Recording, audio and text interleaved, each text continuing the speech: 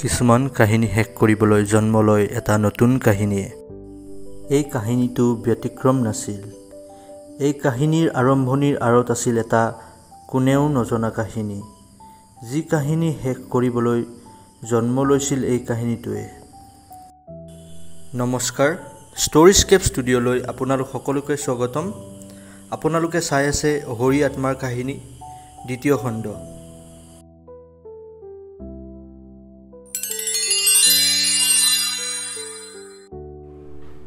সেয়া তেখেত আহিল, ৰক্ষা পোৱাৰ ধৰণে অপৰাই ক'লে।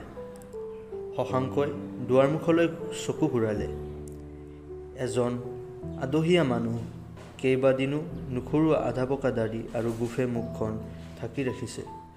চুলি পাতল, মূৰটোৰ আগফাল টপা। মানুহজন আতিল যদিও ক্ষীণ, চকুহাল বিষণ্ণ, উদ্দোতা শুকান আৰু নীৰস। প্ৰথমতে যেন শশাংকৰো বিশ্বাস কৰিবলৈ টান লাগিল, এইজনেই নিৰঞ্জন নে? নিৰঞ্জনে শশাংকৰ মুখলৈ চালে। কি চাই আছা? মই শশাংক, চিনিবই পৰা নাই নেকি? আহা, ভিতৰ সোমাই আহা। পৃথিৱীৰ বিস্ময় নিৰঞ্জনৰ চকু দুটালৈ নামি আহিল। প্ৰথমে তেওঁ কিছু সপ্ৰতিভ হ'ল, তাৰ পিছত কিছু উচ্ছ্বসিতভাৱে ক'লে, তুমি কেতিয়া আহিলা? ক'ৰ পৰা আহিলা? এওঁক চিনি পাইছা অপৰা? বহাচোন বহা, আমাৰ চাহ চিনাকি অথনিয়ে হ'ল। চাহো খালোঁ, ভাত খাবৰ কাৰণেহে তোমালৈ বাট চাই ৰৈ আছোঁ, নহয়? অপৰাৰ ফালে চাই শশাংকই ক'লে, বহা বহা। তোমাৰ ঘৰ বিচাৰি উলিওৱা আৰু খেৰৰ মেজিত বেজী বিচাৰি উলিওৱা একে কথা। তোমাৰ নাম সকলোৱে জানে, অথচ তোমাৰ ঘৰটো ক'ত কোনেও নাজানে। তুমিও আচৰিত আৰু তোমাৰ নগৰখনৰ মানুহবোৰো আচৰিত। কথাষাৰত অপৰাই কিছু লাজ পালে। কনকে ক'লে, দাদাতকৈ বৌকহে ইয়াৰ মানুহে বেছি ভালকৈ চিনে। বৌদেউৰ নাম কোৱা হ'লে আপোনাক যেই কোনো মানুহে ঘৰটো চিনাই দিব পাৰিলেহেঁতেন। কথাষাৰত অপৰাৰ চকুলৈ নামি আহিল গৰ্ব। শশাংকৰ চকুলৈ নামিল সামান্য কৌতূহল আৰু নিৰঞ্জনৰ চকুলৈ নামি আহিল অস্পষ্ট বিৰক্তি আৰু অসন্তুষ্টি। পৰিস্থিতিটো লঘু কৰি দি শশাংকই ক'লে, মই আকৌ বৌদেউৰ নামটো নেজানো নহয়। প্ৰসংগটো তল পেলাবৰ উদ্দেশ্যে নিৰঞ্জনে ক'লে, ইয়ালৈ আহিবা বুলি এখন চিঠি দিয়া হ'লেই দেখোন হয়। তেতিয়াহ'লে এই আৱিষ্কাৰৰ কোনো আনন্দই নেথাকিলহেঁতেন। তোমাৰ ঘৰতে যে অচিনাকি মানুহকো চাহ ভাত খুৱাই মই কেনেকৈ জানিলোহেঁতেন। শশাংকৰ কথাষাৰত নিৰঞ্জন যেন তৃপ্ত নহ'ল। তেওঁ মাথোন ক'লে, গাড়ী তোমাৰে নহয় জানো? বৰ ৰ'দত আছে, চোতালৰ ভিতৰলৈ আনি থোৱা। কৈ নিৰঞ্জন ভিতৰলৈ গ'ল। যাওক বুলি অলপ সৰু মাতেৰে অপৰাই শশাংকক কৈ তেওঁ ভিতৰলৈ গ'ল। শশাংক বহাৰ পৰা উঠি বাৰাণ্ডাখনলৈ আহিল। ৰ'দজাক টান হৈছে সঁচা, কিন্তু এই ৰ'দত আৰু 10 বা 15 মিনিট থাকিলেই গাড়ীখন নিশ্চয় গলি নাযায়। তথাপি তেওঁ ওলাই গৈ গাড়ীখন ভিতৰত সুমুৱাই আনি চোতালৰ কাষৰ গছজোপাৰ ছাঁতে থলেহি। কুৰ্তাটো খুলি নিৰঞ্জন ভিতৰৰ পৰা ওলাই আহিল আৰু কনকক ক'লে, আজি সন্ধিয়া এবাৰ আহিবাচো কনক। এতিয়া আৰু কথা নেপাতোঁ, শশাংক আহিছে। এৰা, বহুত দিনৰ মূৰত আজি শশাংকক দেখা পালোঁ।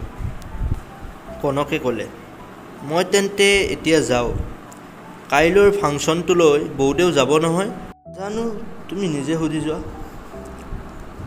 কনক ভিতৰলৈ গ'ল। শশাংক আকৌ সোমাই আহিল। দুয়ো মুখামুখিকৈ বহিল। শশাংকই নিৰঞ্জনক চিগাৰেট এটা আগবঢ়াই দি ক'লে, খোৱা নে নোখোৱা? দুয়ো চিগাৰেট হুপিব ধৰিলে। দুয়ো যেন কিবা গুৰুত্বপূৰ্ণ কথা এটা আৰম্ভ কৰিব খুজিছিল, কিন্তু ক'ৰ পৰা কেনেকৈ আৰম্ভ কৰিব তেওঁলোকে ভাবি পোৱা নাছিল। এই নীৰৱতাই যেন স্বাভাৱিক। ভিতৰৰ পৰা অপৰাই আহি ক'লে, আপোনাক গা ধুবলৈ পানী দিওঁ। শশাংকই অপৰাৰ মুখলৈ চালে। তাৰ পাছত নিৰঞ্জনক ক'লে, মই গা ৰাতিপুৱাই ধুলোঁ, যোৱা তুমি গা পা ধোৱাগৈ। নিৰঞ্জনে কিন্তু লৰচৰ নকৰিলে। কিবা কাৰণত হঠাৎ তেওঁ চিন্তিত হৈ পৰিল। চকু মুখলৈ অধিক বিষণ্ণতা নামি আহিল। শশাংকই উপলব্ধি কৰিলে যে নিৰঞ্জন আৰু অপৰাজিতাৰ বয়সৰ প্ৰভেদ যথেষ্ট বেছি। অপৰা এজনী একেবাৰে নতুন গাভৰু স্মাৰ্ট স্বাস্থ্যৱতী সুন্দৰী। ঘৰৰ ভিতৰত গগলছ পিন্ধি থকাটো তেওঁ কৌতূহলেৰে লক্ষ্য কৰিলে যদিও সেইটো বৰ বিসদৃশ কথা নহয় যেন লাগিল। ৰ'দ টান হৈছে, হয়তো তেওঁৰ চকুৰো কিবা অসুখ হ'ব পাৰে। লাহে লাহে নিৰঞ্জনে ক'লে, আমি এৰা এৰি হোৱা বহুদিন হ'ল নহয়। সঁচা কথা ক'ব লাগিলে মই তোমাৰ কথা একেবাৰে পাহৰি গৈছিলোঁ। তোমাৰ যে কেনেকৈ মনত পৰিল। হাতৰ ঘড়ী চাই শশাংকই ক'লে, তোমালোকৰ খবৰো মই একেবাৰে পোৱা নাছিলোঁ। নিজৰ কামত ইয়ালৈ আহিছিলোঁ, তেতিয়া তোমাৰ কথা মনত পৰিল। তুমি কিন্তু যথেষ্ট বুঢ়া হৈ গৈছা। কি হৈছিল? কিবা ডাঙৰ অসুখ হৈছিল নেকি? শশাংকৰ কথাৰ উত্তৰ নিৰঞ্জনে নিদিলে। তেওঁ ক'লে, ইয়াত কেইদিন থাকিবা? ক'ব পৰা নাই। আজি কিন্তু থকা নহ'ব। এতিয়াই মোৰ এজন মানুহক লগ পাব লগা আছে। এপইণ্টমেণ্ট আছে। কিছুদিনৰ পিছত মই ইয়াতে থাকিবলগীয়াও হ'ব পাৰে। তুমিনো আজিকালি কি কৰা?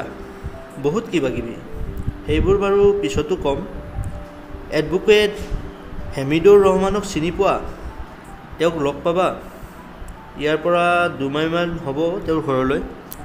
তেওঁক লগ পাব লাগে। যদি কাম হৈ যায় মই আজিয়েই যামগৈ, নহ'লে ৰাতিটো থাকিবলগীয়া হ'ব পাৰে। ভাত খাই যোৱা। সময় নহ'ব। তাৰ পৰা কেতিয়া ঘূৰিবা? কিছু সময় লাগিব পাৰে। অপৰাই ক'লে, তেন্তে ঘূৰি আহিয়েই খাবহি। ভাত পানী কিন্তু হৈছিলেই। আগে বাৰু মই হেমিদুৰৰ ওচৰৰ পৰা আহোঁ। শশাংক উঠিল। আজি ৰাতি আমাৰ ইয়াতে থাকিবাহি তেন্তে? বাৰু দেখা যাওক। আহোঁচোন দেই। অপৰাও বাৰাণ্ডালৈ ওলাই আহিল। অন্য কলৈকো নেযাব। কাম হৈ গ'লে ইয়ালৈকে ঘূৰি আহিব। মই বাট চাই থাকিম। অপৰাই ক'লে।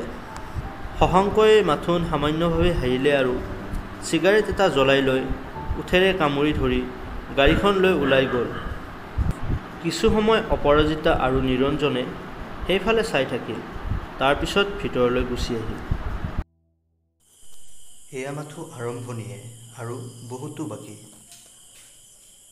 নামটোৰ দৰেই কাহিনীটো বেছ আমোদজনক। অঘৰী আত্মাৰ কাহিনী। ছৈয়দ আব্দুল মালিক দেৱৰ ৰচিত সাহিত্য একাডেমী বঁটাপ্ৰাপ্ত অঘৰী আত্মাৰ কাহিনী।